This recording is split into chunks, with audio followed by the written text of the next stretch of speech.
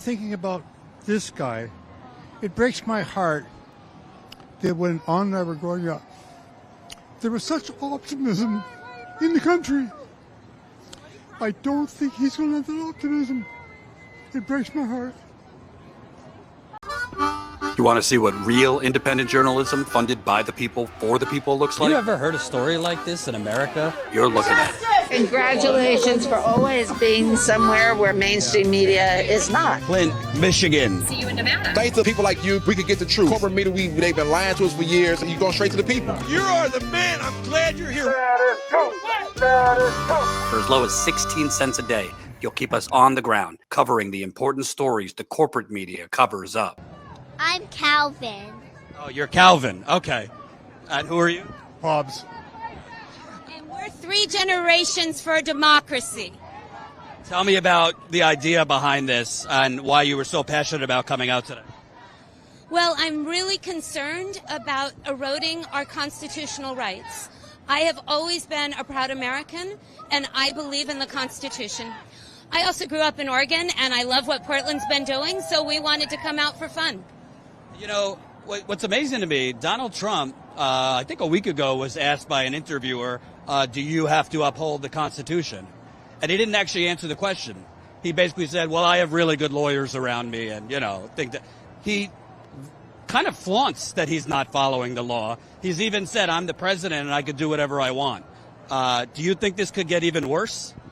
I am deeply concerned what happens. I am not trusting that our Supreme Court is holding strong to the principles of the Constitution.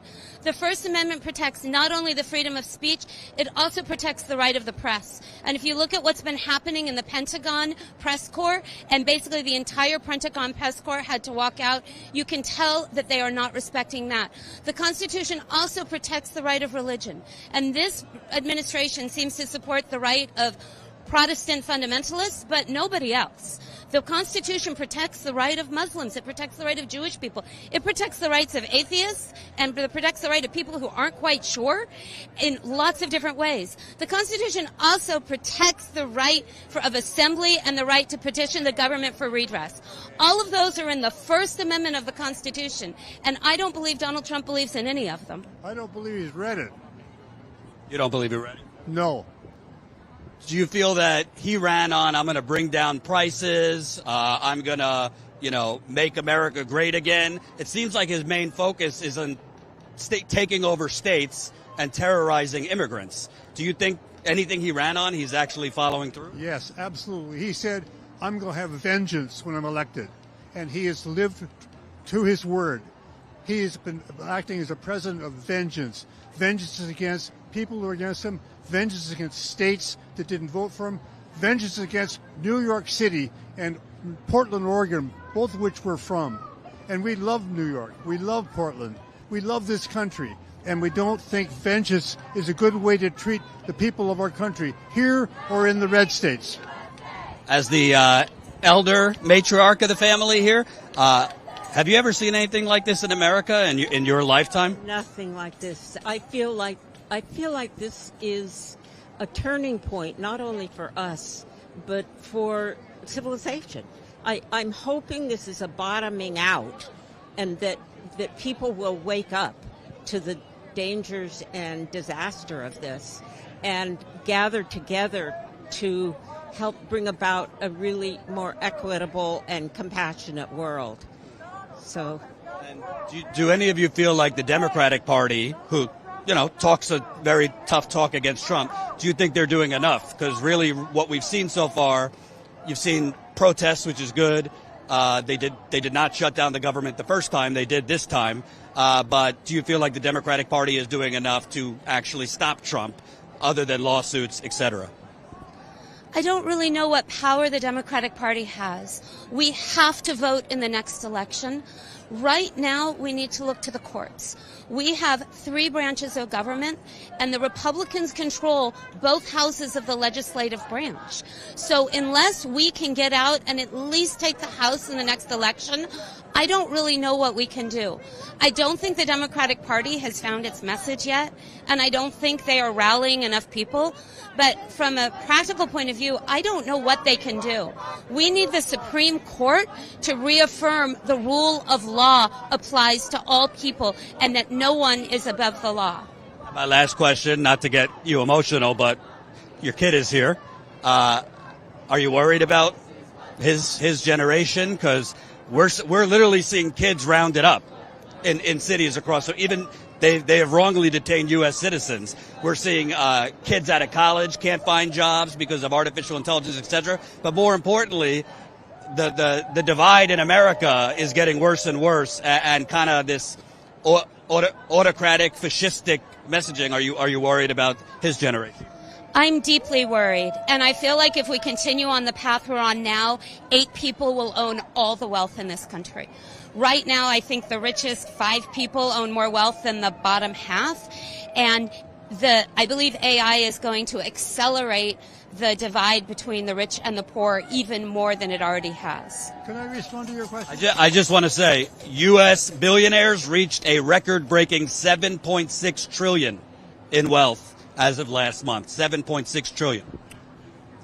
Thinking about this guy, it breaks my heart that when Anna and I were growing up, there was such optimism in the country. I don't think he's going to have that optimism. It breaks my heart. What's your name? Eric. Alyssa?